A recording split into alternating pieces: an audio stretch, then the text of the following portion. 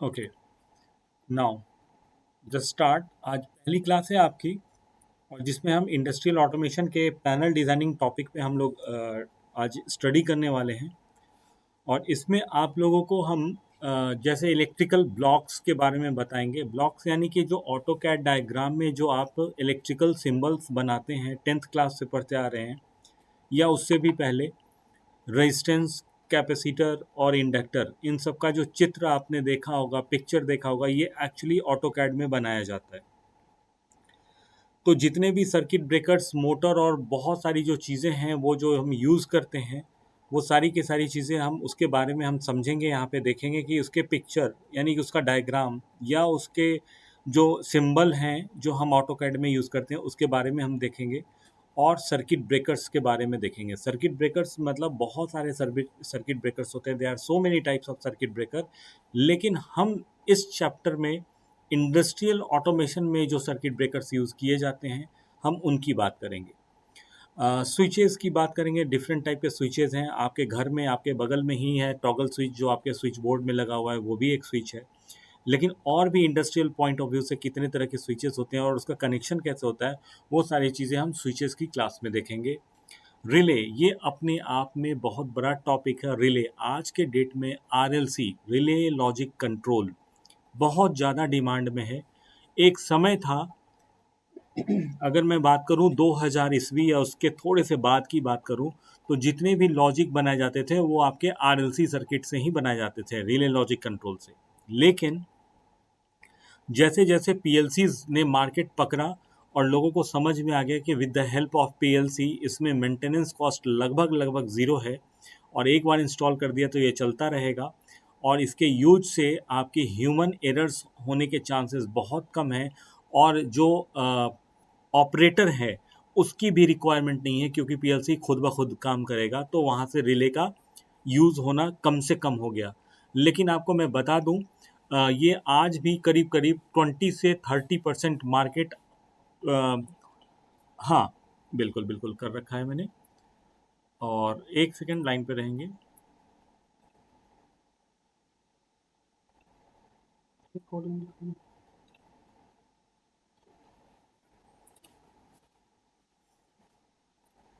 जी, तो मैं आपको रिले की बात कर रहा हूँ। तो जो रिले है आपका, वो करीब करीब 30% मार्केट जो है अचीव कर लिया है फिर से, है ना।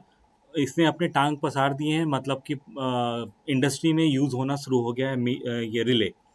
कहने का मतलब है कि जो भी आप रिले से लॉजिक बनाते हैं वो पीएलसी में बन जाता है। लेकिन आपको मैं बता दूं, ये कोरोना के बाद से पीएलसी की प्राइस थोड़ी सी ज़्यादा ही बढ़ गई। तो इंडस्ट्रीज़ ने क्या किया कि जहाँ पे हमें बिना पीएलसी के रिले यूज़ कर सकते हैं नॉर्मल वे में, जहाँ पे ह्यूमन एरर्स की ज़रूरत नहीं होगी, ह्यूमन एरर नहीं आएगा, और जहाँ पे एनर्जी लॉस या सेविंग की बात नहीं है, वहाँ पे हम रिले यूज़ करने लगे। तो एक ही पैनल के अंदर में आपको पीएलसी भी देखने को मिलेगा और रिले भी देखने को मिलेगा। तो हम यहाँ पे रिले पे भी बात करेंगे, रिले की लॉजिक सर्किटरी के बारे में। ये ऐड किया गया है बाद में, क्योंकि पहले भी किया गया था लेकिन बाद में हटा दिया गया था, फिर से ऐड कर दिया गया क्योंकि जो मार्केट की डिमांड है, जो कस्टमर हैं, कस्टमर हमारे यानी कि जो इंडस्ट्रीज़ हैं, वो बोलती हैं कि हमें जो बंदे चाहिए वो रिले बेस्ड भी उनको नॉलेज होनी चाहिए, इसलिए इसको फिर से ऐड कर लिया गया। नाउ हम मीटर की बात करेंगे। मीटर्स, तो डिफरेंट टाइप के मीटर्स होते हैं। एनालॉग मीटर होता है, डिजिटल मीटर होते हैं, जैसे voltmeter, ammeter, frequency meter, cos phi factor meter, है ना, पावर फैक्टर मीटर। ये सारे मीटर्स के बारे में हम देखेंगे, जानेंगे। ट्रांसफार्मर, अब ये ट्रांसफार्मर क्या होता है ब्रदर, आपको मैं बता दूं, जो ट्रांसफार्मर है वो सभी के लिए होमवर्क है। जो भी जॉब के इच्छुक हैं, जो भी जॉब चाहते हैं, उनके लिए ट्रांसफार्मर आपका होमवर्क है कि what is transformer, types of transformer, construction of transformer, इतना तो आना ही चाहिए, और बेसिक छोटे छोटे जो फार्मूलाज होते हैं किसके, ट्रांसफार्मर के। लेकिन हम यहाँ पे जो ट्रांसफार्मर की बात करेंगे वो हम बात करेंगे इंस्ट्रूमेंट ट्रांसफार्मर की, यानी करंट ट्रांसफार्मर और पोटेंशियल ट्रांसफार्मर, हम उसकी बात करेंगे, है ना। नाउ हम वायर का सिलेक्शन की बात करेंगे कि अगर हमारे पास 10 एचपी की मोटर है तो उसके लिए हमें कितने एमएम की वायर लगेगी, ये हम बात करने वाले हैं। बस बार कैलकुलेशन, बस बार भी बहुत इंपॉर्टेंट रोल प्ले करता है। जैसे कि अगर आपका टोटल लोड मान लेते हैं कि 100 एम्पियर है और आपको 100 एम्पियर टोटल लोड है, उसमें से एक जो लोड है 100 एम्पियर टोटल लोड मतलब कि बहुत सारे इंस्ट्रूमेंट यूज़ कर रहे हैं और सबको इकट्ठे ट्रांसफार्मर से सप्लाई देनी है, और तो टोटल का हमने लोड कैलकुलेट किया तो 100 एम्पियर आ रहा है। अब उसमें से किसी एक बल्ब को केवल ऑन करना है जो कि 2 एम्पियर ले रहा है, तो अगर हम सीधे-सीधे डायरेक्ट उस वायर से कनेक्ट कर देंगे, किससे? 100 एम्पीयर वाली वायर से, तो वो पूरी की पूरी वायर पिघल जाएगी। तो वो ऐसा ना हो इसलिए हमें बस बार लगाना पड़ता है। तो हम बस बार के क्लास में यानी आज ही, शायद आज ही या कल, मैं आपको उसके बारे में पूरा डिटेल बताऊँगा कि बस बार क्यों सेलेक्ट करते हैं, कितने रेटिंग का सेलेक्ट करते हैं, कैसे सेलेक्ट करते हैं, वो सारी चीज़ें, है ना? और लास्टली आपको बताया जाएगा टाइप्स ऑफ पैनल। सर अगर हम बात करें टाइप्स ऑफ पैनल की, तो 2, 4, 5 क्लासेस भी कम होगा, इतना लंबा टॉपिक है ये अपने आप में पैनल, है ना, टाइप्स ऑफ पैनल। लेकिन हम उसी पैनल को छेड़ेंगे या समझेंगे या नॉलेज लेंगे उसके बारे में, टाइप्स ऑफ पैनल जो इंडस्ट्रियल ऑटोमेशन में यूज़ होती हैं। ठीक है। अब हम बात नहीं करेंगे किसकी, रेलवे में भी पैनल्स यूज़ होती हैं, वो अलग तरह का पैनल यूज़ होता है ना। ट्रांसमिशन डिस्ट्रीब्यूशन में पैनल यूज़ होते हैं, ग्रिड में, पावर ग्रिड में पैनल्स यूज़ होता है। लेकिन हम उन पैनल की बात ना करके हमारे जिसमें पीएलसीज लगी होती हैं, हम उसी पैनल्स के बारे में ज़्यादा यहाँ पे डिस्कस करेंगे, बातें करेंगे, या फिर हम समझेंगे या स्टडी करेंगे। आगे चलते हैं अब हम। तो पहला टॉपिक है electrical blocks and circuits, circuit breakers. तो हम यहाँ पे इलेक्ट्रिकल ब्लॉक की बात करेंगे। अब ये जो मैंने बोला है यही चीज़ समराइज करके यहाँ पे लिखा हुआ है ना, इंग्लिश में। और उसके बाद फिर हम बात करते हैं इलेक्ट्रिकल ब्लॉक्स की। तो अभी आप एक बार पिक्चर देख लीजिए, इसके बारे में हम डिटेल स्टडी करेंगे आफ्टर सम टाइम, एक आध दो क्लासेस के बाद। इसमें बहुत सारे सर्किट ब्रेकर्स, मोटर, मीटर का कैसे कैसे सिंबल हम यूज़ करते हैं ऑटो कैड में, वो सारी चीज़ें यहाँ पे बनाई हुई है। लेकिन आज हम आपको बता दें, इसमें कुछ लोग बिल्कुल फ्रेशर भी होंगे, फर्स्ट क्लासेस होंगी, और कुछ लोग एक्सपीरियंस होल्डर होंगे, और कुछ ऐसे भी हो सकते हैं जो पहले से पीएलसी वगैरह की नॉलेज रखते हैं। तो ये जो टॉपिक है इसके लिए पीएलसी वेलसी की नॉलेज ज़्यादा होने की ज़रूरत नहीं है। थोड़ी बहुत अगर है तो बहुत अच्छी बात है, नहीं है तो भी मैं यहाँ पे बताऊँगा आपको। तो सबसे पहले हम क्या करते हैं कि आपके माइंड में अभी तक आ रहा होगा जितने भी लोग हैं कि सर ये जो ऑटोमेशन है, इंडस्ट्रियल ऑटोमेशन, इसमें करना क्या होगा, हमें करना क्या होगा। तो अब उसको समझने के लिए क्या क्या करना होगा, उसको समझने के लिए हम सबसे पहले एक प्रोजेक्ट लेंगे, ऑटोमेशन के प्रोजेक्ट लेंगे, और उस ऑटोमेशन के प्रोजेक्ट को स्टार्टिंग से लेके एंड तक उसको कंप्लीट करते हैं। तो आपको बहुत सारी चीज़ें आज ही आपको समझ में आ जाएगा कि हमें ऑटोमेशन में करना क्या क्या है ना। तो चलते हैं, हम सबसे पहले एक प्रोजेक्ट लेते हैं। तो हमने एक प्रोजेक्ट लिया है और उस प्रोजेक्ट का नाम है आपका heating and mixing station. Heating and mixing station, जो लोग स्कैडा कर चुके हैं वो देख के समझ जाएंगे कि ये, अरे ये तो स्कैडा बनाया हुआ है ना। स्कैडा एक्चुअली में हमने इसको जो बनाया है ये ऑटो कैड डायग्राम को देख के बनाया है। तो ऑटो कैड डायग्राम में एक सिंपल, एक पतली सी एक सिंगल लाइन थी, और यहाँ पे पंप का सिंबल था, गोल और क्रॉस किया हुआ था दो, और साथ में यही चीज़ लिखी हुई थी, है ना। इसी तरह से आपका इस तरह से एक लंबी लाइन होगी जो पाइप की तरह होगा, और यहाँ पे एक वाल्व का पिक्चर है। इस तरह से सिंगल लाइन डायग्राम था, उसको देख के हमने स्कैडा डेवलप कर लिया। देखेंगे आप यहाँ पे जो प्रोजेक्ट है वो क्या है, हीटिंग एंड मिक्सिंग प्रोजेक्ट। इसमें क्या हो रहा है कि हमारे पास एक बॉक्स है जिसमें एक स्टार्ट बटन है, और दूसरा क्या होगा, स्टॉप बटन। एक स्टार्ट बटन और एक स्टॉप बटन। स्टार्ट बटन जैसे ही प्रेस करेंगे तो मोटर आपकी दोनों में से कोई एक मोटर ऑन होगी। वो कौन डिसाइड करेगा, चेंज ओवर स्विच। एक्चुअली में चेंज ओवर स्विच को सप्लाई जो आएगी 24 वोल्ट डीसी आएगी पीएलसी के थ्रू, और इस मोटर में 3 फेज सप्लाई ऑलरेडी रहेगा, इसमें भी रहेगा, लेकिन कौन सी सप्लाई कनेक्ट होगा वो चेंज ओवर डिसाइड करेगा। तो जैसे ही आपने स्टार्ट बटन दबाया तो ये चेंज ओवर स्विच ने इसको सप्लाई दे दी, क्योंकि दोनों का फ्लो जो है पानी का वो बिल्कुल सेम है, तो किसी को भी रैंडमली वो ऑन कर देगा। अदरवाइज वो प्रायोरिटी चेक करेगा कि उसका फ्लो किसका अच्छा है, प्रेशर किसका, इसका अच्छा है या इसका अच्छा है, तो दोनों में से किसी को भी एक को ऑन कर देगा। अगर ये बाई चांस कोई भी कारण से फॉल्ट मोड में चला गया, प्रॉब्लम आ गई, तो दूसरा मोटर अपने आप क्या होगा, ग्रीन सिग्नल हो जाएगा और ये रेड हो जाएगा। ओके। तो स्कैडा से यानी हम हजारों किलोमीटर दूर बैठे बैठे प्लांट में क्या चल रहा है हम बैठे बैठे देख सकते हैं कि ये वाली मोटर अभी हमारी चल रही है और ये स्टैंड बाई है, मतलब कि सही है। अगर इसमें कोई प्रॉब्लम आएगा तो ये ऑफ हो जाएगा और ये ऑन हो जाएगा। अच्छा, ऐसा हम क्यों करते हैं? और इसको हम एक बहुत अच्छा नाम देते हैं, रेडेंडेंसी। रेडेंडेंसी है ना, रेडेंडेंसी। आपको डीसीएस की क्लास में रेडेंडेंसी के बारे में हम ज़्यादा चर्चा करेंगे। यहाँ पे आपको बस इतना बताना है हमें कि अगर जहाँ पे फ्लक्चुएशन या जीरो लेवल का टॉलरेंस चाहिए हमें, मतलब कि थोड़ा सा भी हमें प्रॉब्लम नहीं चाहिए, वहाँ पे हम हर चीज़ डबल डबल लगाते हैं। काम होगा एक ही, लेकिन हम हर चीज़ डबल लगाएंगे। एक आपका रनिंग कंडीशन होगा और दूसरा आपका स्टैंड बाई होगा। ओके, आपने जैसे ही स्विच ऑन किया तो आपकी दोनों में से कोई एक मोटर ऑन हो जाएगी और उसी के साथ साथ ये वाल्व भी आपका ऑन हो जाएगा, है ना। तो ये इसमें से कोई भी फ्लूइड लिक्विड ऐसे फिल होता हुआ ऊपर को जाएगा, ऊपर को जाने के बाद ये क्या होगा, टैंक में फिल होना शुरू हो जाएगा। एक्चुअली ये वाला जो ड्रेन वाल्व है ये अभी बंद होगा। बंद होगा तो पानी का लेवल ऐसे बढ़ना शुरू होगा और जैसे ही बढ़ता बढ़ता क्या होगा, हाई लेवल सेंसर को टच करेगा तो आपकी ये वाली वाल्व और ये वाला पंप, ये दोनों के दोनों क्या हो जाएंगे, ऑफ हो जाएंगे। अगर ऑफ नहीं होते तो क्या होगा, ओवरफ्लो होने लगेगा। तो ये ऑटोमेटिक सिस्टम हो गया कि जैसे ही पानी का लेवल ऊपर आएगा ये आपका क्या करेगा, सेंसर सेंसर सेंस करेगा और इन दोनों को ऑफ कर देगा। यानी कि ये हाई लेवल सेंसर इन दोनों के लिए क्या हो गया, स्टॉप बटन का काम करेगा। स्टार्ट हमने कैसे किया था, बाहर से पैनल से कोई ग्रीन कलर का बटन दबा दिया है और ये दोनों ऑन हो गई हैं, अपने आप ये स्टॉप हो जाएगा। स्टॉप होने के बाद क्या होना है, ये हीटर ऑन हो जाएगा। ये हीटर ऑन हो जाएगी। अब ये हीटर जैसे ही ऑन हुई है, इसका मतलब कि ये जो आपका स्टॉप बटन का काम कर रहा है इसके और इसके लिए, लेकिन इस हीटर के लिए क्या करेगा और इस एजिटेटर के लिए, इन दोनों के लिए स्टार्ट का काम करेगा। यानी यही एक बटन, ये जो आपका लो लेवल सेंसर है, सॉरी हाई लेवल सेंसर जो है, वो इसके लिए स्टॉप का काम करेगा और इन दोनों के लिए क्या करेगा, स्टार्ट का काम करेगा। तो जैसे ही स्विच ऑन किया, पानी का लेवल यहाँ तक भरा, ये दोनों को ऑफ कर देगा और इन दोनों को ऑन कर देगा। अच्छा, यहाँ मैं बताना चाह रहा हूँ कि यहाँ पे एक हीटर लगा हुआ है।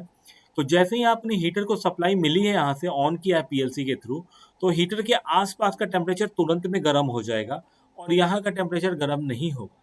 इसीलिए एजिटेटर लगाया जाता है बड़े बड़े टैंक में।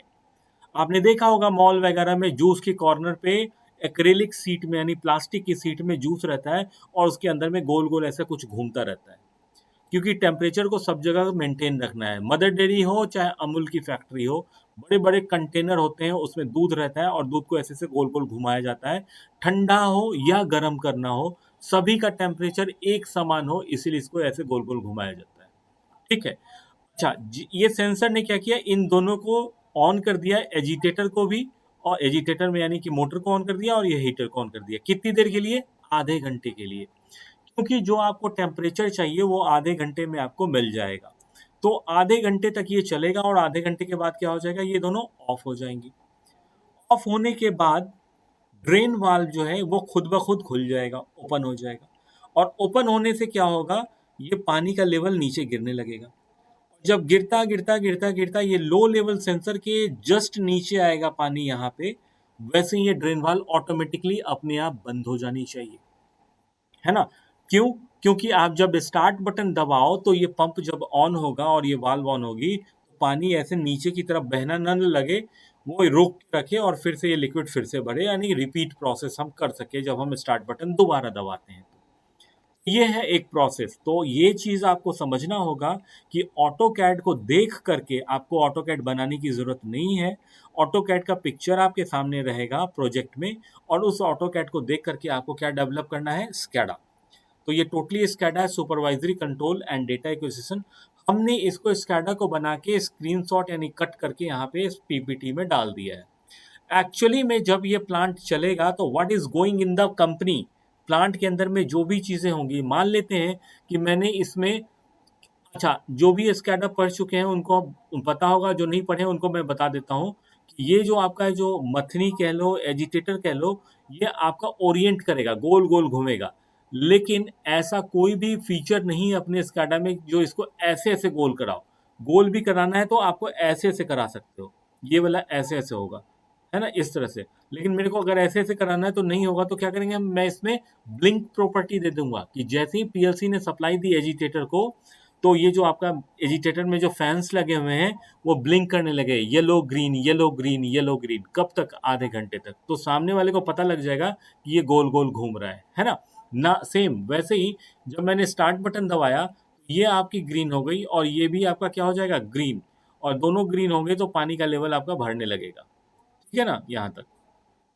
ओके। तो ऑटो कैड देख करके आपने क्या बना लिया, स्कैडा। अब स्कैडा बना लिया है, उसके बाद आपको क्या करना होगा, उसके बाद स्क्रिप्ट पढ़नी होगी। जो मैंने अभी बोला है वही चीज यहाँ पे इंग्लिश में लिखा हुआ है ना, कि व्हेन स्टार्ट पुश बटन, ये प्रोसेस लिखा हुआ है कि क्या होना है, कि जब भी आप स्टार्ट पुश बटन को प्रेस करते हैं, एक पंप जो है as well as fill valve, pump और फिल वाल्व दोनों के दोनों ऑन हो जाएंगे।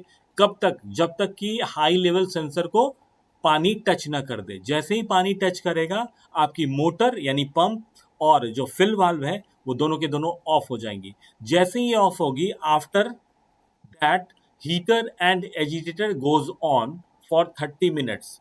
जैसे ही वो ऑफ होगा, आपकी हीटर और एजिटेटर दोनों के दोनों ऑन हो जाएंगी 30 मिनट्स के लिए। और 30 मिनट्स के बाद नेचुरल सी बात है ऑफ हो जाएगा। नाउ ड्रेन वाल्व, जो नीचे का वाल्व है, वो खुल जाएगा। और कब तक खुला रहेगा? जब तक कि पानी का लेवल बिलो एल सेंसर यानी एल सेंसर के नीचे ना पहुंच जाए। जैसे ही ये पहुंचेगा तो बिलो जो वो आपका लो लेवल सेंसर है यानी कि ड्रेन वाल्व जो है, वो आपका क्या करेगा, वो बंद हो जाएगा अपने आप। और the process will start again by pressing start push button. अब इस प्रोसेस को फिर से आप स्टार्ट कर सकते हैं, कैसे? स्टार्ट पुश बटन दबाकर। तो ये सारा प्रोसेस है। ये प्रोसेस समझ लिया एक इंजीनियर ने, स्कैडा भी देख लिया और आपका ऑटो कैड भी दिख गया। अब आपके माइंड में आएगा कि अब इसको ऑटोमेशन करने के लिए हमें पीएलसी में प्रोग्रामिंग करनी पड़ेगी।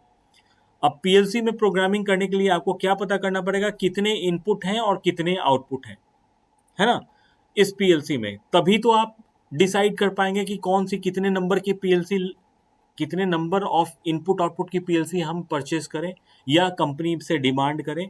तो उसके लिए आपको थोड़ा सा एक्सेल सीट पे डेवलप करना पड़ेगा। Selection of PLC on the basis of, यहाँ थोड़ा सा छूट गया है, selection of PLC on the basis of IOs, input output, है ना। Selection of PLC on the basis of input output, इस तरह से हम चार्ट बनाते हैं।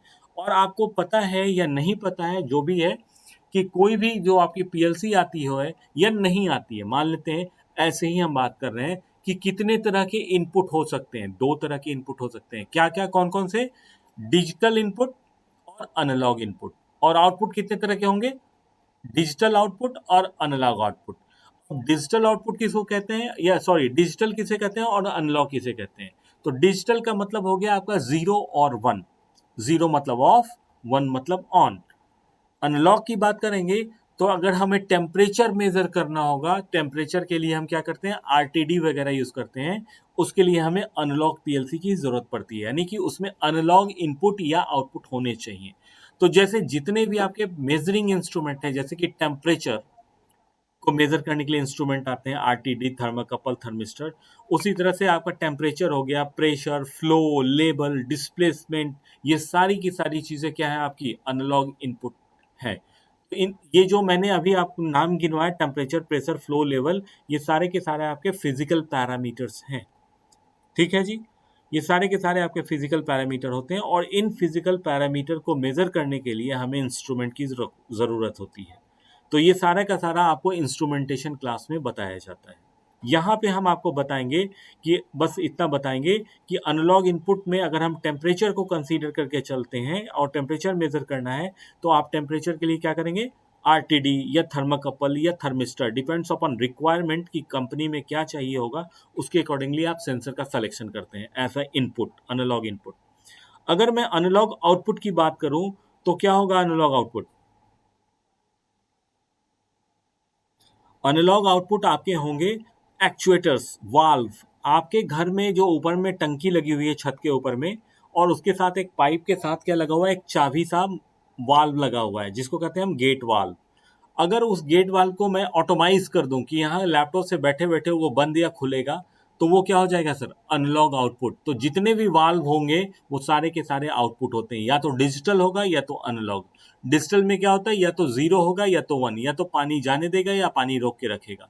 लेकिन जो मैं अभी बताया गेट वाल्व को मैं थोड़ा सा उसमें कुछ चेंजेस करके एक्चुएटर बना दूं और उसको परसेंटेज बेस पे खोलूं, 50%, 60%, 70%, तो क्या होगा, वो अनलॉग हो गया, अनलॉग आउटपुट। क्योंकि रेंज है, आधा खोल दो, पूरा खोल दो, 75% खोल दो। ऐसा तो नहीं है कि पूरा खोल दो या पूरा बंद कर दो।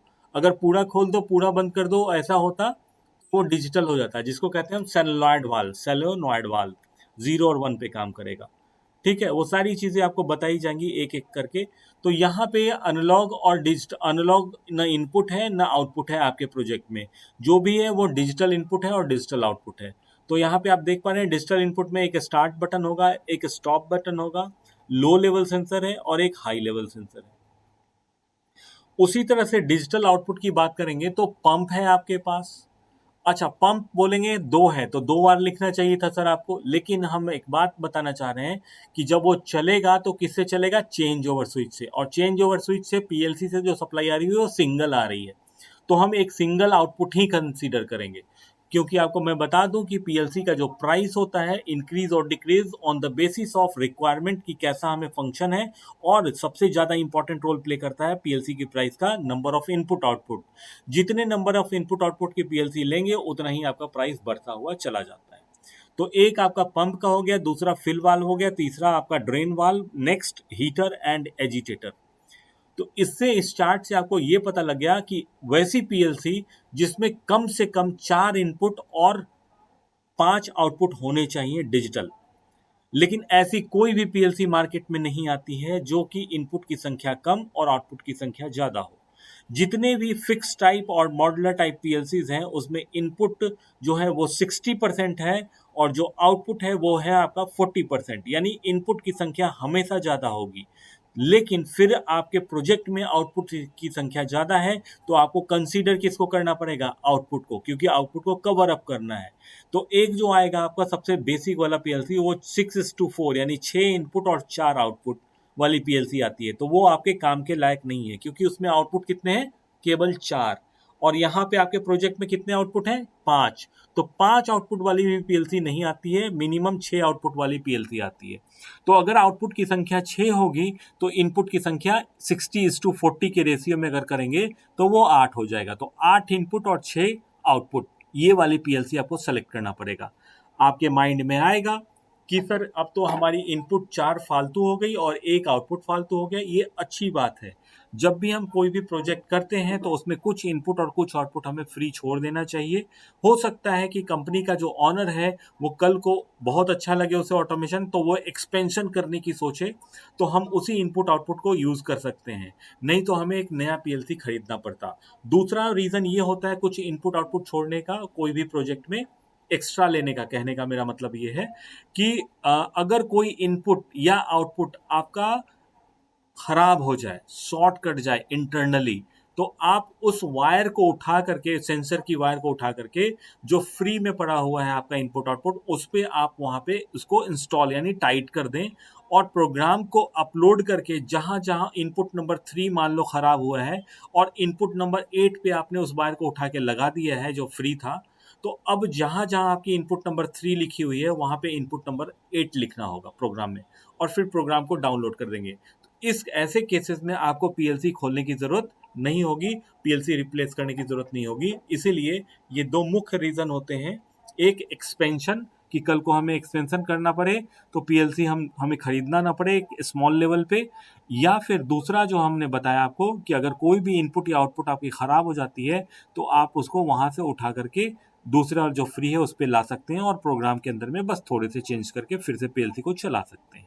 ओके, तो आपके पास जो अब पीएलसी आ गई है आपके टेबल पे वो 8:6 की यानी 8 इनपुट और 6 आउटपुट वाली पीएलसी आ गई है। अब क्या करेंगे आप, अब आप पीएलसी की प्रोग्रामिंग शुरू करेंगे।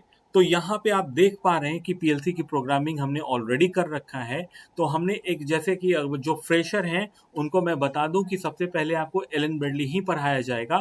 तो जो जिन्होंने पीएलसी नहीं कर रखा है बस यहाँ पे समझने की कोशिश कीजिएगा और 101% आपको समझ में आएगा, क्योंकि अगर आपको एक ट्यूबलाइट या एक बल्ब या एक पंखा को कनेक्शन देना आता है तो आपको ये प्रोग्रामिंग भी समझ में आएगी। मैं समझा रहा हूं अभी आपको। इसको ऐसा मानेंगे ये प्लस है या फेज है, और इस लाइन को मानेंगे आप न्यूट्रल। तो ये आपका फेज होगा और ये आपका न्यूट्रल है, ऐसा मान लीजिए। आप क्या करते हैं, एक स्टार्ट बटन लेते हैं, है ना, स्टार्ट बटन, और एक आप स्टॉप बटन लेंगे, ऐसे ही लेते हैं वायरिंग के केस में। और इसको अभी 2 मिनट के लिए अभी आप भूल जाएं, इसको, इस वाले को, ये ऐसा समझे कि ये पूरी कंप्लीट लाइन ऐसे ही जा रही है। ओके, नाउ अब आप बोलेंगे सर स्टार्ट के लिए भी आपने एनओ लिया हुआ है, स्टॉप के लिए भी एनओ लिया हुआ है। तो इसकी चर्चा हम पीएलसी क्लास में कर चुके हैं, अगर जो नहीं जानते हैं वो अभी हम थोड़ा सा बता देते हैं आपको वहां पे, कि ये जो आपने यहाँ पे एनसी लेना चाहिए था स्टॉप के लिए, लेकिन जब मैं ये प्रोग्राम कर रहा था तो जिस पीएलसी पे कर रहा था तो बाहर में हमारी लाल कलर की बटन लगी हुई थी, इसलिए हमें यहाँ पे एनओ लेना पड़ा है। अगर बाहर में लाल कलर की बटन होगी स्टॉप के लिए तो हमें यहाँ एनओ लेना पड़ेगा, तो वो एनसी की तरह बिहेव करेगा। अगर मैं यहाँ पे एनसी ले लेता, ये वाली, ये देख रहे हैं आप, ये वाली, यहाँ ये वाली एनसी अगर ले लेता, क्या हो जाता है, ये उल्टा काम करने लगता है, बाहर में भी एनसी और अंदर में भी एनसी, तो ये एनओ की तरह बिहेव करता है और सप्लाई को आगे जाने ही नहीं देता बटन प्रेस करने के बावजूद भी। ओके, अब ये बिट ले लिया हमने और बिट की होल्डिंग यहाँ कर दी है। अब ये एक्चुअली में प्लांट के अंदर में हम 95% केसेस में पुश बटन का यूज करते हैं सेफ्टी प्रिकॉशंस के लिए। टॉगल स्विच में क्या होता है, स्पार्क डेवलप होता है, यू नो वेरी वेल, है ना। कैसे, आपके घर में टॉगल स्विच लगे हुए हैं, पंखे चलाते हैं, सप्लाई क्या करो, लाइट ऑफ कर दो और पंखे को स्विच ऑन ऑफ करो एक दो बार, आपको स्पार्क दिखेगा।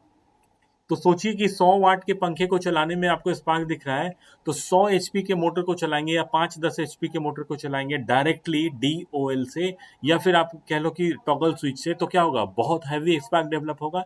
इसी को रोकने के लिए हम लोगों ने क्या किया, होल्डिंग सर्किट बनाने लगे। तो ये आपका जस्ट इसको आपको ऐसे समझना है कि एक बार हमने बटन को प्रेस किया तो ये वाली बिट यहाँ पे भी लिखी हुई है, तो इसको सप्लाई गई तो ये भी ऑन कर देगा। अब सप्लाई इस बिट को कैसे जा रहा है, इधर से भी जा रही है और इधर से भी जा रही है, लेकिन आपने बटन को रिलीज किया, सप्लाई केवल अब इधर से जाने लगेगी, होल्डिंग हो गया। ठीक है, अब इसी बिट को हमने आगे ले लिया है नेक्स्ट लाइन में, जिसको हम लोग रंग बोलते हैं, और उससे हमने एक पंप और एक फिल वाल्व को ऑन कर लिया। याद कीजिए आप, यहाँ पे इसको और इसको ऑन कराना है ना, एक साथ। तो जैसे ही मैंने यहाँ पे स्टार्ट बटन दबाया तो ये हमारी इस बिट के कारण इसको सप्लाई चली जाएगी और ये दोनों आपके ऑन हो जाएंगे। ऑन होने के बाद आपका पानी का लेवल बढ़ने लगेगा और हाई लेवल सेंसर को टच कर देगा। जैसे ही हाई लेवल सेंसर को टच करेगा, ये जो आपकी एनसी है वो क्या हो जाएगी, आपकी नो, नॉर्मली ओपन, और होल्डिंग आपकी क्या हो जाएगी, ब्रेक, होल्डिंग आपकी ब्रेक हो जाएगी।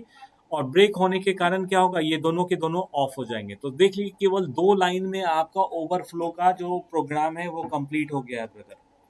आपने बस पानी को भरना शुरू किया और ये आपने स्टार्ट बटन दबा के छोड़ दिया तो फिर से ये एनो हो गया, होल्डिंग चली गई और ये बिट से ये दोनों चल रहा है। पानी का लेवल जैसे जैसे बढ़ रहा है ये एनसी एनो हो जाएगा जैसे ही पानी टच करेगा हाई लेवल सेंसर को, और ये ब्रेक हो जाएगा होल्डिंग, और होल्डिंग ब्रेक हो जाएगी तो ये दोनों भी ऑफ हो जाएंगे।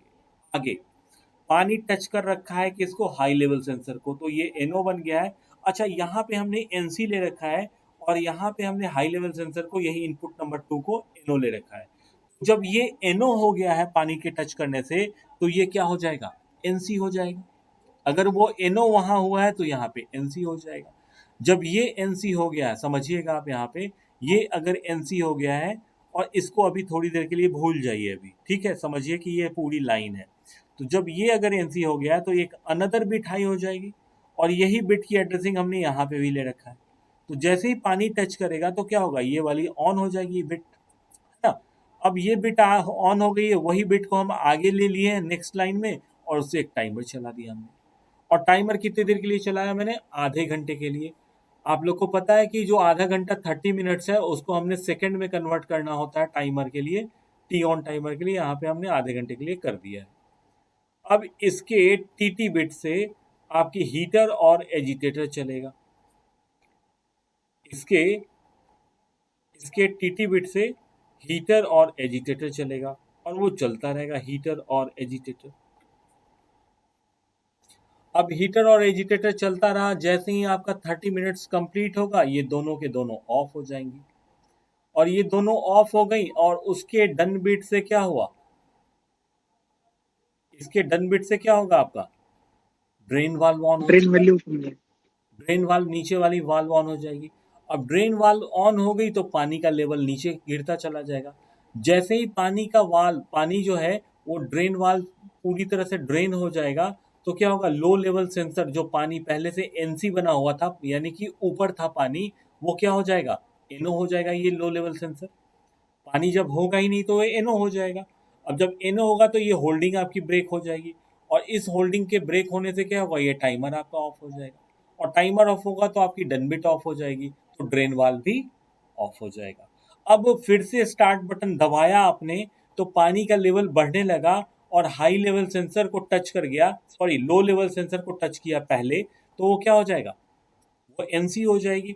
एनसी होने के बाद भी क्या ये बिट हाई होगा, नहीं, जब तक हाई लेवल सेंसर को पानी टच नहीं करेगा तब तक ये वाली बिट हाई नहीं होगी।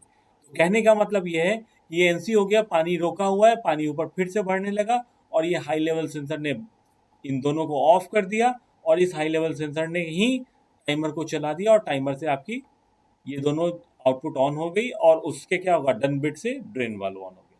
तो ये आपने पीएलसी में प्रोग्रामिंग कर ली है ना। मैं पैनल डिजाइनिंग की बात कर रहा हूँ, और आपको मैं ये बताना चाहता हूँ कि हमने एक प्रोजेक्ट लिया है, और प्रोजेक्ट में मैंने पीएलसी ले करके स्टोर रूम से, या अपनी कंपनी जिस कंपनी में काम कर रहे हैं, 8:6 पीएलसी वाली, पीएलसी इनपुट आउटपुट वाली पीएलसी ले करके उसमें हमने प्रोग्रामिंग कर दी।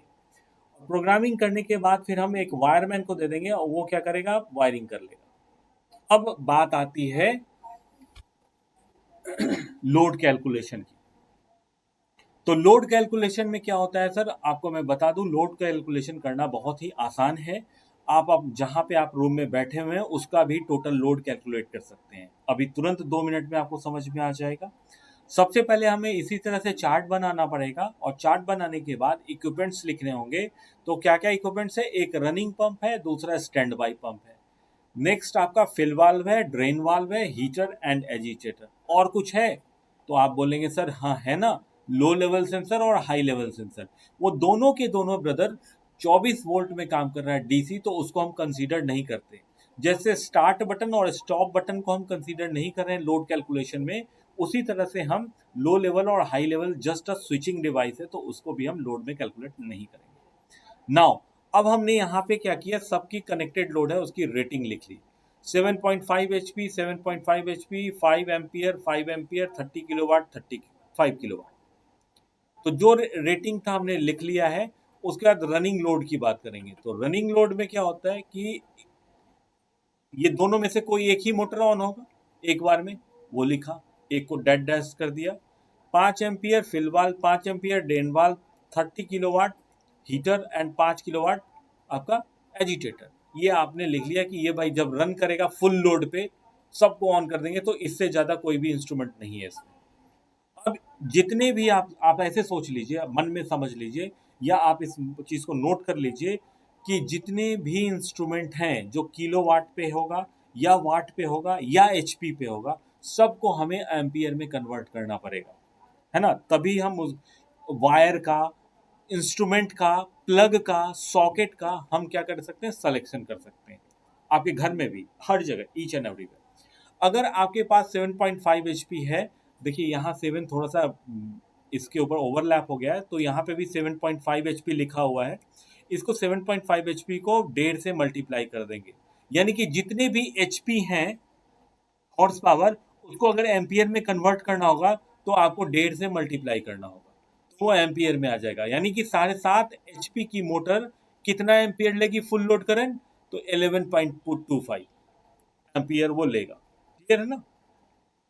उसी तरह से यहाँ पे अगर हम बात करेंगे 5 एम्पियर 5 एम्पियर, तो 5 एम्पियर 5 एम्पियर तो एम्पियर ऑलरेडी है। हेलो हाँ जी मैम।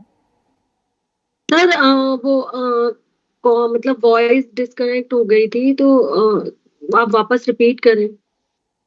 कहाँ से रिपीट करना है आपको, वीडियो मिल जाएगा वैसे मैम। हाँ बताइए फिर से। नहीं सर, ये रनिंग लोड आप बता रहे थे, कैलकुलेशन मैंने मिस कर दी, कैलकुलेशन बता दीजिए। हाँ, तो कैलकुलेशन में जितने भी एचपी होते हैं उसको 1.5 से मल्टीप्लाई करना होगा मैम, है ना। अगर आपके घर में 1 एचपी का मोटर है तो उसको 1.5 से मल्टीप्लाई कर देंगे तो उतना आपका फुल लोड करंट निकलेगा, यानी कि 1.5 एम्पियर। अगर आपके ओके, पास 5 एचपी का मोटर है तो आपसे पूछा जाएगा 5 एचपी का मोटर कितना करंट लेगा, तो उसको 1.5 से मल्टीप्लाई करेंगे तो वो 7.5 एम्पियर आएगा। Is it okay? यानी फुल लोड ओके। पे, जब उसको फुल लोड पे तो चलेगा ये तो नॉर्म है 7.5 1.5 से हमेशा मतलब मल्टीप्लाई करना मल्टीप्लाई पड़ता करना है। रहता जी, तो वो आपने क्या 5 इंटू 1.5? नहीं मैम, ये एक्चुअली जब मैं एक्सेल सीट बना रहा था ना तो इसको इसको यहाँ करना भूल गया मैं। हाँ, आपने 7.5 इंटू 1.5 हाँ, किया, ये राइट देखिए ना? पॉइंट, यहाँ पॉइंट दिख रहा है आपको थोड़ा सा, है ना यहाँ ओके। पे, लेकिन 7 जो है वो हम्म। ओवरलैप हो गया है, तो ओके। 7.5 है एक्चुअली ये, है ना? तो अब उसके लिए सर हमें, हमेशा ही ऐसा करना है? हाँ मैं बताने वाला हूँ आगे, मेरे को थोड़ा सा ओके। एग्जीक्यूट करने दीजिए, बढ़ने दीजिए, मैं सब बता रहा हूँ आपको, है ना? Okay. Give me only 2 minutes now. तो 7.5 एचपी मल्टीप्लाई बाई 1.5 करेंगे तो 11.25 आ जाएगा। 5 एम्पियर है तो ये 5 एम्पियर आ गया, 5 एम्पियर है तो 5 एम्पियर। हाँ, अब बात करते हैं हम, तो ये थंब रूल याद कर लो, कैसे आया है वो अगले स्लाइड में मैं आपको बताने वाला हूँ, ठीक है? लेकिन अभी आपको माइंड में याद कर लेना होगा कि 1 एचपी 1.5 एम्पियर लेता है और 1 किलोवाट 2 एम्पियर लेता है। Is it okay? 1 किलोवाट आपका 2 एम्पियर लेता है, तो यहाँ पे 30 किलोवाट है तो कितना एम्पियर लेगा, उसको मल्टीप्लाई बाई कर देंगे 2 से, तो 2 से मल्टीप्लाई किया तो कितना हो गया, 60 एम्पियर। ओके, अब 5 किलोवाट है, तो 5 किलोवाट है तो उसको 2 से मल्टीप्लाई कर देंगे तो 10 एम्पियर आ गया। Is it okay? यानी एचपी है तो 1.5 से मल्टीप्लाई कर दिया, एम्पियर है तो उसको कोई मल्टीप्लाई करने की जरूरत नहीं है, अगर किलोवाट में है तो उसको हमें 2 से मल्टीप्लाई करके उसको एम्पियर में कन्वर्ट कर दिया हमने। ओके, अब ये आता कैसे है, उसके लिए मैं एक वर्ड फाइल खोल लेता हूँ, उसका स्लाइड मैंने अभी नहीं, मैं ऐड करूँगा अभी, मैं ऐसे बता देता हूँ आपको।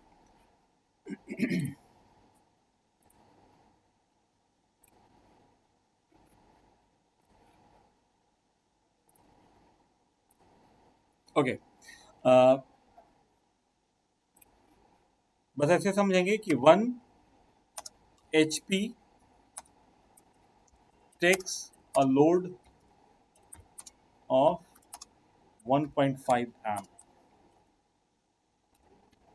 and 1 kilowatt same takes a load of, sorry,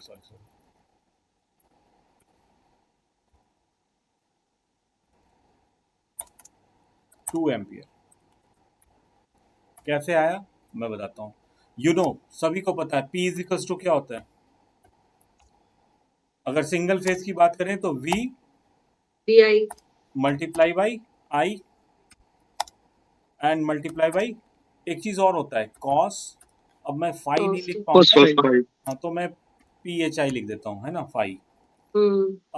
और अगर 3 फेज के लिए निकालेंगे तो आपको क्या होगा, √3 लगाना होगा, रूट अंडर 3। हाँ। ठीक है, क्लियर? आपको क्या निकालना है मैम, आई, है ना? यहाँ पे तो हमने जी। आई ही निकाला है ना। अब मैं इस फॉर्मूला को क्या ऐसे लिख सकता हूँ, आप खुद भी निकाल सकते हो, I is equals to P in वाट, आपको वाट में कन्वर्ट करना पड़ेगा, हम्म। और डिवाइड बाई सारा चीज क्या, √3 multiply by V multiply by, cos phi। और 0.8 कर cos देंगे। phi। अब 0.8 लिख देता हूं मैं, चलेगा ना? और हम्म। और हाँ। 0.8 की जगह या 0.8 तो लिख ही दिया, और V की जगह भी मैं वैल्यू डाल देता हूँ, कितने डाल दूंगा, 230। 450। अच्छा, 3 फेस, हाँ 450। 415 मैं अभी उनके लिए बता देता हूँ, शायद मैडम एक्सपीरियंस होल्डर हैं या जानती हैं, मैं सभी के लिए बता देता हूँ, फ्रेशर्स के लिए भी, कि ऑल ओवर इंडिया नहीं, ऑल ओवर वर्ल्ड में जहाँ पे भी 220 वोल्टेज और 50 हर्ट्ज यूज हो रहा है, वहाँ पे हम 3 फेज में 415 लेते हैं एवरेज वैल्यू, है ना? आपको भी पता है कि आपके माइंड में आ रहा होगा सर 440 बोलते हैं, है ना? एक्चुअली 3 फेज होता है 220 220 220, तो कितने हो गए 660, लेकिन हम कंसीडर कितना करते हैं, केवल 440, है ना? आपने देखा भी होगा बॉक्स वगैरह पे डेंजर लिखा होता है, 440 लिखा होता है, 3 फेज सप्लाई ऐसा करके, लेकिन हम यहाँ पे जब हम कैलकुलेशन की बात आती है तो हम एवरेज वैल्यू लेते हैं 415 की, कभी कम कभी ज़्यादा होगा, तो एक एवरेज लेकर के हम चलते हैं 415, चाहे वो ऑस्ट्रेलिया हो चाहे वो गल्फ का देश हो, है ना, हर जगह यहाँ पे 415 ही कंसीडर किया जाता है। रूट अंडर 3 यानी थ्री फेज के लिए हम वहाँ पे मल्टीप्लाई करते हैं। नाउ अब एक क्वेश्चन आता है कि हम केवल 440 ही क्यों लेते हैं, थ्री फेज में तो 660 होता है। तो आप सभी को पता है कि अगर साइन वेव अगर आप बनाओगे थ्री फेज का और हाफ साइकिल लेंगे तो उसमें आप देखेंगे केवल दो ही फेज आपके पॉजिटिव होते हैं और एक फेज आपका निगेटिव होता है। हर हाफ साइकिल में केवल दो फेज पॉजिटिव और एक फेज निगेटिव होगा। तो हम पॉजिटिव वाले फेज को ही कंसिडर करते हैं, जो दो ऊपर में पॉजिटिव फेज होगा। तो हर साइकिल में कोई ना कोई एक फेज आपका निगेटिव जाएगा और दो फेज आपका पॉजिटिव होगा। तो इसीलिए हम कंसीडर करते हैं दो फेज का, और दो फेज की वैल्यू कितनी आएगी, 220 इज इक्वल टू 440।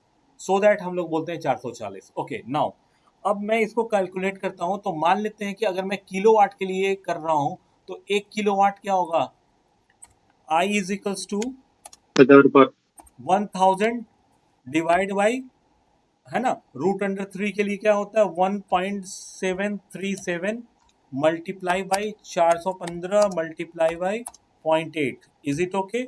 जब आप इसको कैलकुलेट करेंगे ना तो आप कैलकुलेट करके देखना, मे बी 1.73 समथिंग आएगा ऐसा एम्पियर। ओके, मैंने निकाला है ये किसके लिए, 1 किलोवाट के लिए। मतलब कि अगर वैल्यू आपकी किलोवाट में आ रही है, पावर जो है किलोवाट में आ रहा है, उसको मैंने एम्पियर में कन्वर्ट किया है। तो किलोवाट को मैंने वाट में कन्वर्ट कर लिया और कैलकुलेट करेंगे तो 1.73। लेकिन स्मॉल लोड के लिए 10 या 15 एम्पियर तक के लिए हम लोग क्या ले लेते हैं, 2 एम्पियर। अगर मैं बात करूं हैवी लोड के लिए 20 किलोवाट 30 किलोवाट, तो वहां पे हम जो कंसीडर करेंगे मल्टीप्लाइंग फैक्टर होगा वो 1.73 या 1.8 लेकर चलते हैं बड़े वाले लोड में। लेकिन अगर हम सिंपल लोड की बात करें, 1 HP 2 HP 10 HP 5 HP ऐसे, सॉरी HP मैं बोल रहा हूँ, मोटर मेरे को याद आ रहा है, मतलब किलोवाट की अगर हम बात करें 2 4 5 या 10 किलोवाट का, तो वहां पे हम जनरली किससे मल्टीप्लाई कर देते हैं, 2 से।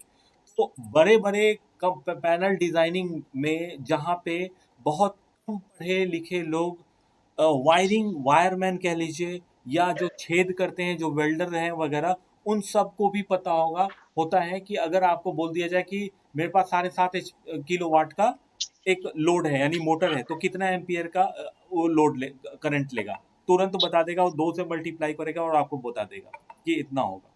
Is it okay? तो यहाँ पे ये चीज, अच्छा इसी चीज को अगर मैं बात करूं आई किसके लिए, एचपी के लिए, इसका सर थंब वैल्यू होता है ना, रूट थ्री 1.73 से मल्टीप्लाई करेंगे तो सीधा 1 किलोवाट बराबर 1.73 आ जाता है ना। हाँ हाँ बिल्कुल बिल्कुल बिल्कुल यही आता है। इसमें तो और भी इतना चीजें, कुछ की जरूरत नहीं होता सर। हाँ और भी चीजें जरूरत होती हैं। नहीं नहीं, जानते हैं सर क्या होता है कि बहुत सारे स्टूडेंट पूछ देते हैं सर ये आया कैसे, है ना। तो इसमें और भी चीजें होती हैं, इफिशियंसी भी आता है, तो वो सब चीज को मैंने कैलकुलेट नहीं किया है, कंसीडर नहीं किया है। बस ये आपको यहाँ पे दिया कि 1.73 आएगा, तो उसको यहाँ पे 2 एम्पियर में हम उसको कंसीडर कर लेते हैं, है ना। तो ये थंब रूल ही है और सब मतलब। लेकिन सर जब हम एचपी में निकालते हैं तो 1.3 से मल्टीप्लाई करते हैं, 1.5 से थोड़ी ना करते सर। अगर हम एचपी में निकाल लें अगर किलोवाट में निकालते 1.73 से सीधा मल्टीप्लाई कर देते हैं क्योंकि रूट थ्री से। शायद आप लोग एक्सपीरियंस होल्डर हैं मे बी, है ना। यस सर, वो जी तो मैं हूँ। हाँ, तो इसीलिए मैं थोड़ा सा मैं बोल रहा था कि मेरे को टाइम दीजिए। अभी मैं ऊपर में लिख भी दिया ये किसके लिए है सर। Okay sir. कर रहे हैं अभी। अब यहाँ पे लिखने वाला हूँ। अभी उसके लिए बताया ही कहाँ था, अभी बताने ही वाला था हम्म। For HP. तो वो मैं क्वेश्चन आपसे पूछने वाला था कि एचपी जो है, एचपी के लिए क्या करते हैं सर, सारा चीज वही रहेगा सेम। 1.5। ये नहीं नहीं, 1.5 कैसे आएगा, वो ऐसे आएगा देखिएगा मैम, हम्म। कंट्रोल यू आई, अरे अच्छा ठीक है, आई इज इक्वल्स टू, ये बार बार आ रहा है, एक सेकंड रुक जाइएगा। हाँ अभी ठीक है। मैं पूछना चाह रहा हूँ सर, एक एच पी इजिकल्स टू कितना वाट। 746। ठीक है ना, मैंने सही लिखा है। Yes sir. बाकी सारी चीज सेम वैसे ही, ठीक है जी।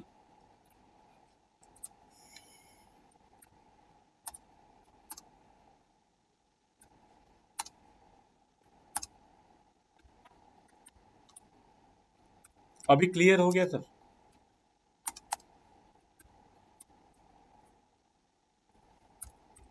जी बताएं सर। अगर मैं बात करूं एचपी के लिए, फॉर एचपी, तो क्या होगा, यहाँ पे हम वाट में ही डालेंगे, तो इसको हम वाट में कन्वर्ट करेंगे और इस फार्मूला पे डालेंगे, सेम फार्मूले पे, तो क्या आ जाता है सर, 1.35 एम्पियर।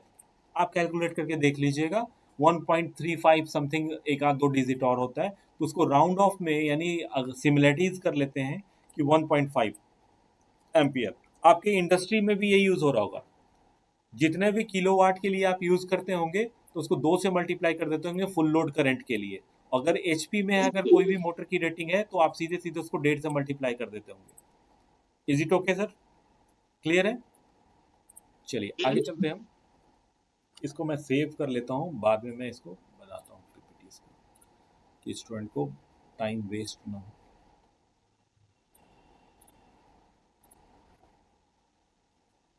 ठीक है, ओके।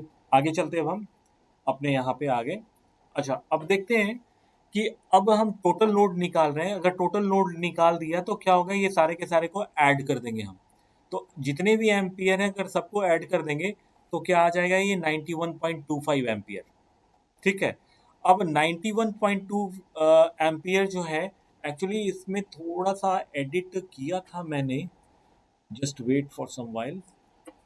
हाँ, design load for the project is, देखिएगा यहाँ पे टोटल जो है 91.25 एम्पियर आया है, लेकिन एक्चुअली में मैं इसको क्या करूँगा, 81.25 लिखूंगा एम। अब क्या होगा कि यहाँ पे अगर मेरे को करना है तो यहाँ पे मैं करूँगा 81.25 मल्टीप्लाई बाई 81.25 प्लस 10।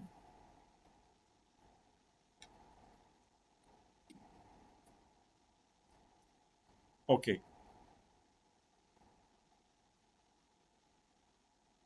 तो ये आ जाएगा आपका 90, एक से मैं बता रहा हूँ,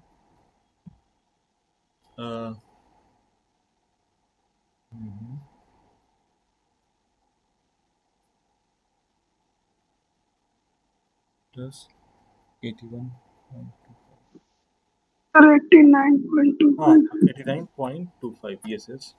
ये आपका, मैं 90 याद रख रहा था, लेकिन मैं एग्जैक्ट लिखना चाह रहा था, मैं पढ़ाता हूँ तो 90 बोल देता हूँ। चलिए, यहाँ पे मैंने अभी कर दिया इसको सेव।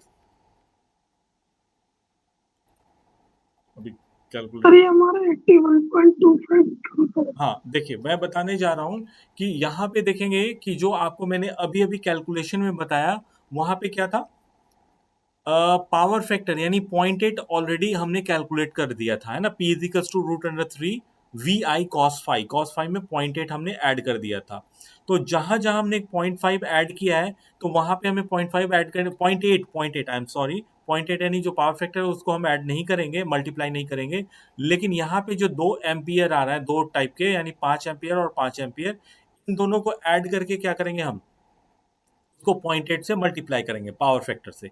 मैंने वही चीज़ की है। तो टोटल को जब हम ऐड करेंगे तो क्या हो गया सर, 81.25 आएगा, और 10 को हमने इसमें प्लस करके मल्टीप्लाई कर दिया 0.8 से। तो पावर फैक्टर से मल्टीप्लाई करना पड़ेगा आपको यहाँ पे। तो पावर फैक्टर से हमने एक्चुअली में यहाँ पे हमने कर रखा है पहले ही कैलकुलेशन में, कन्वर्जन के टाइम पे, लेकिन इसमें कन्वर्जन के टाइम पे नहीं किया हुआ है, कन्वर्ट ये पहले से ऑलरेडी था, लेकिन हम बाद में यहाँ पे 0.8 से मल्टीप्लाई करेंगे। तो हमें अब इन दोनों का, इसका मल्टीप्लाई करके प्लस इसको ऐड करेंगे, तो ये आपका जो 89.25 जो है एम्पियर, ये आपका डिजाइन लोड है।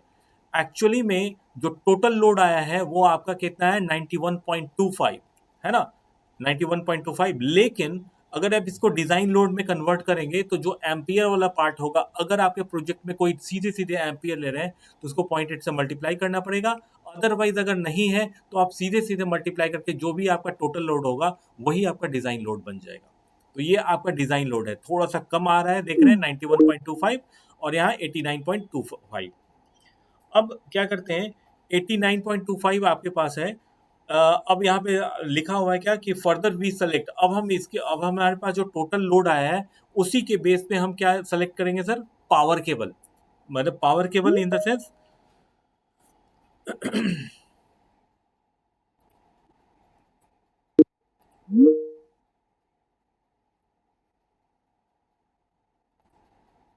क्या मैं डिसकंटिन्यू हो गया था क्या? Yes sir. Okay. Yes sir. तो ये आपका टोटल 89.25 एम्पियर है। Now further we can select. अब हम क्या करेंगे, सेलेक्ट करेंगे इसके बाद। Sir screen share, screen share. जी जी जी।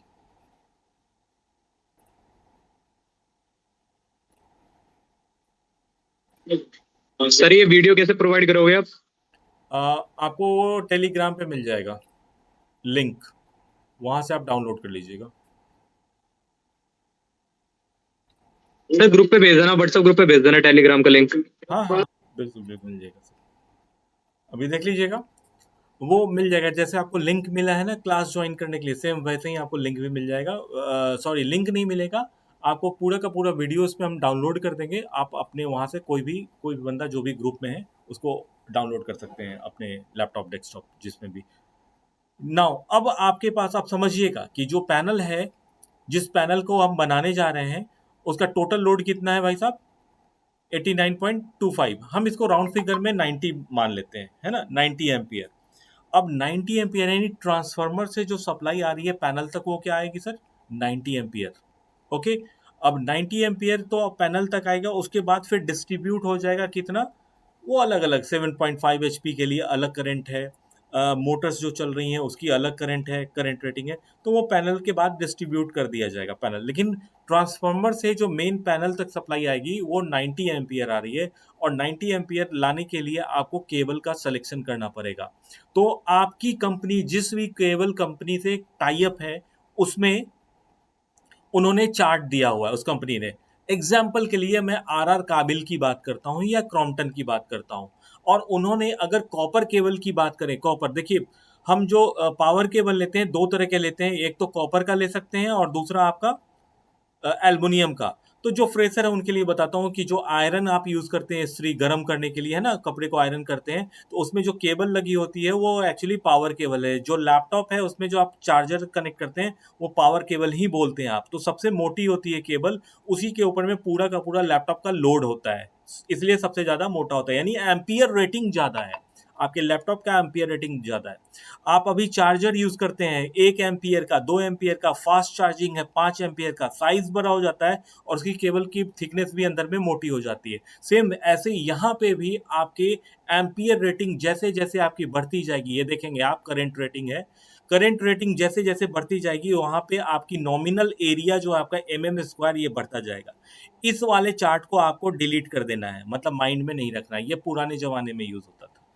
ठीक है, तो ये वाला क्या है, आज के डेट में क्या है कि अगर मान लेते हैं कि हमारे पास कितना है 90 एम्पियर, ऐसा मानता क्या हूँ, उतना ही है, उसी के लगभग है, 89.25 है, तो उसको 90 एम्पियर मान लेते हैं। तो ये जो कंपनी है, जिस कंपनी का चार्ट आपको दिखा रहा हूं मैं, ये 4 एम्पियर के लिए बनाती है, 8 के लिए बनाती है, इसी तरह से।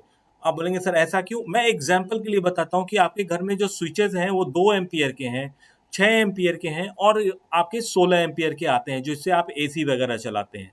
क्या 15 एम्पियर का आता है, क्या 14 एम्पियर का आता है? नहीं आता है, स्टैंडर्ड है ना, सबका ऐसे ही आता है, इतना फिर इतना फिर इतना। उसके रेंज में अगर आपको यूज़ करना है तो वो वाला यूज़ कर लो, और जितनी आपकी लोड है उससे हमेशा ज़्यादा ही का लोड, ज़्यादा ही वैल्यू की हम स्विचेस या सॉकेट्स वगैरह यूज़ कर सकते हैं। जैसे कि अगर हम एसी की बात करें तो वो 6 एम्पियर 7 एम्पियर मैक्सिमम लेता है, तो हम 15 या 16 एम्पियर वाले एमसीबी वगैरह यूज़ करते हैं, है ना, इस तरह से। तो अभी आप यहाँ पे देखेंगे, क्योंकि आता ही नहीं है, 2 एम्पियर के बाद 6 एम्पियर आएगा, 6 एम्पियर के बाद फिर आपका आता है 16 एम्पियर का। तो अगर आपकी जो एसी है वो 7 या 8 एम्पियर ले रहा है तो आप नीचे वाला तो लगा ही नहीं सकते, तो उसके बाद वाला ही लगाए। सेम यहाँ पे भी है कि ये 86 एम्पियर का बना रही है, 86 एम्पियर के लिए आपकी 25 की वायर लगेगी, थिकनेस, गोलाई, इसकी मोटाई, डायमीटर की बात कर रहे हैं, mm², है ना। नाउ नेक्स्ट अगर हम बात करें तो 110 एम्पियर हमें कंसीडर करना पड़ेगा अपने प्रोजेक्ट के लिए, और उसके लिए हमें 35 की वायर लेनी पड़ेगी। ये कॉपर का लिस्ट दिखाया है मैंने आपको, है ना। तो क्या होता है कि अगर आप इंटरव्यू देने जा रहे हैं तो कम से कम आपको यहाँ से लेके 5-7 तो याद रहने चाहिए, क्योंकि अगर कोई पूछ देता है कि अगर आप बताओ कि 20 एचपी की मोटर है तो बताइए कितने की वायर लगेगी, तो 20 HP है तो उसको सीधे सीधे आप मल्टीप्लाई करोगे 1.5 से, माइंड में आएगा।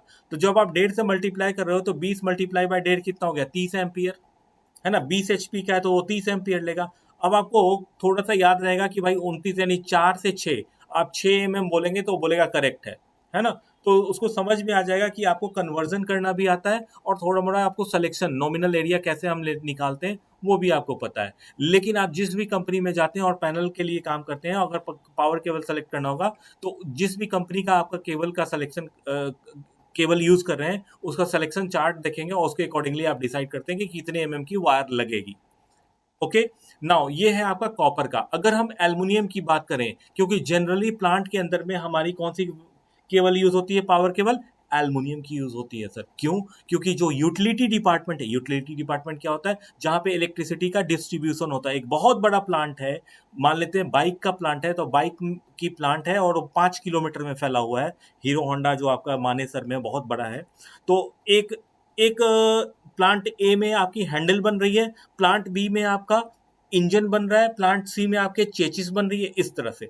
अब प्लांट ए में इतने एम्पियर की जरूरत है, इतने एम्पियर की जरूरत है, इतने एम्पियर की, तो कौन डिसाइड करेगा, यूटिलिटी डिपार्टमेंट। तो जो एनर्जी वो जनरेट कर रहा होगा या फिर गवर्नमेंट से खरीद रहा होगा, और वो इलेक्ट्रिसिटी को फिर वो डिस्ट्रीब्यूट करेगा। Is it okay?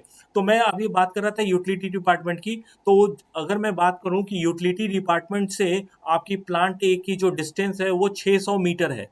अब 600 मीटर के लिए अगर आपको करंट रेटिंग 95 mm² लगेगा, तो आप इतना मोटा अगर केबल लेने जाओगे ना, तो जो प्रोजेक्ट का पैसा है आधा से ज्यादा पैसा आपके केवल केबल ओनली वायर में ही लग जाएगा, अगर आप कॉपर का यूज करेंगे तो हम लोग जनरली कौन सा यूज करते हैं, एल्युमिनियम का। आपने देखा भी है ट्रांसमिशन एंड डिस्ट्रीब्यूशन लाइन में हमें एल्युमिनियम का ही हम लोग यूज करते हैं।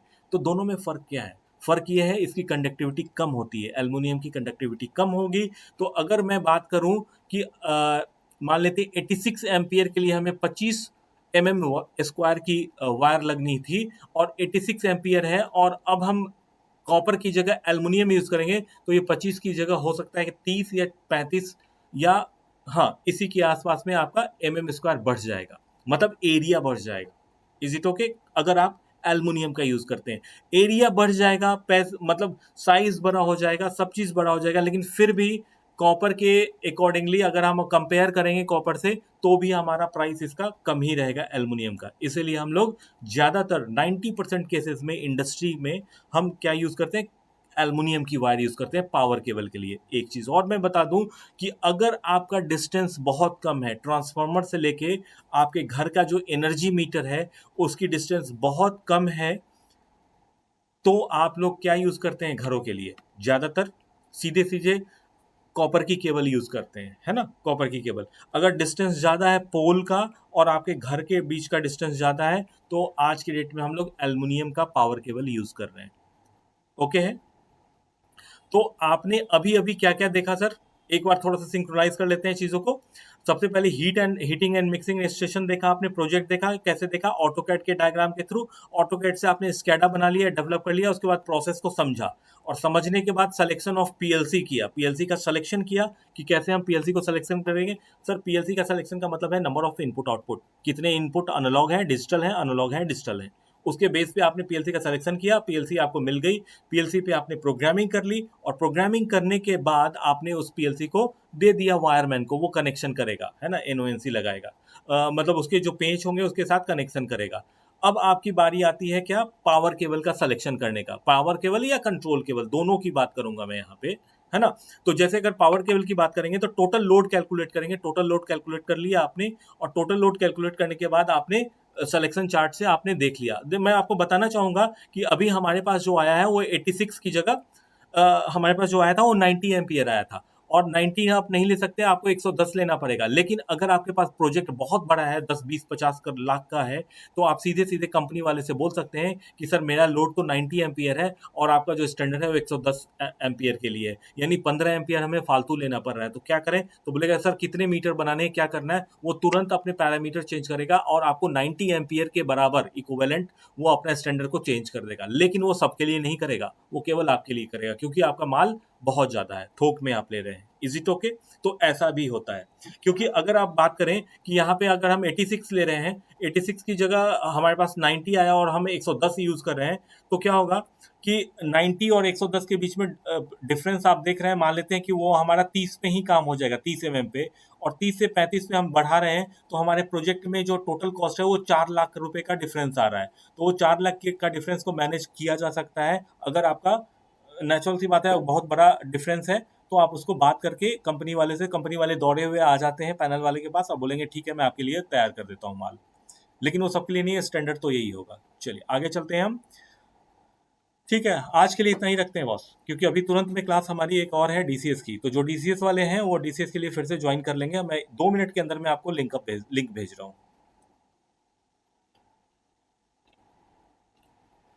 ठीक है सर। और जहां तक हमें वीडियो की बात है, तो वीडियो आपको लिंक पे भेज दिया जाएगा, सारी चीजें कर दी जाएंगी, है ना, कल दोपहर तक। ओके, ये थैंक यू। क्लास सिर्फ स्काडा के हाँ जी ये क्लास सिर्फ स्काडा के लिए थी कि पीएलसी के लिए भी थी सर? सर, ये पैनल डिजाइनिंग है sir. Okay okay sir. Panel designing में, ये पैनल डिजाइनिंग की क्लास है, और पैनल डिजाइनिंग में आपको मैंने बताया पीएलसी का सिलेक्शन। अब भाई पैनल के अंदर में क्या होता है, पैनल के अंदर में पीएलसी लगी होती है, और पीएलसी में यस सर। सप्लाई देंगे कहाँ से, ट्रांसफार्मर से, तो टोटल लोड निकाला हमने। Okay sir, thank you. तो सर इसका पैनल डिजाइन करना भी सिखाओगे? क्या सर? सब पैनल डिजाइन करना? पैनल डिजाइनिंग प्लीज बताएंगे, आपकी आवाज नहीं आ जी रही सर। क्लियर। हाँ, फिर से बोलिएगा। सर मैं कह रहा हूँ यहाँ पे आप पैनल डिजाइनिंग करना भी सिखाओगे इसमें? अब देखिए ना सर, देखिए मैं पीपीटी थोड़ा सा दिखा देता हूँ आपको, जरा सा दिखा देता हूँ, ये देखिए, ये क्या है सर, अर्थ लीकेज है, रिले, इसका कनेक्शन बताऊंगा मैं। ठीक है, और आपको बता दूं मैं थर्मल, ये सब किसका है सर, इंस्ट्रूमेंट है ना, पैनल के अंदर में लगते हैं ना ये सारे के सारे। क्लियर है सर?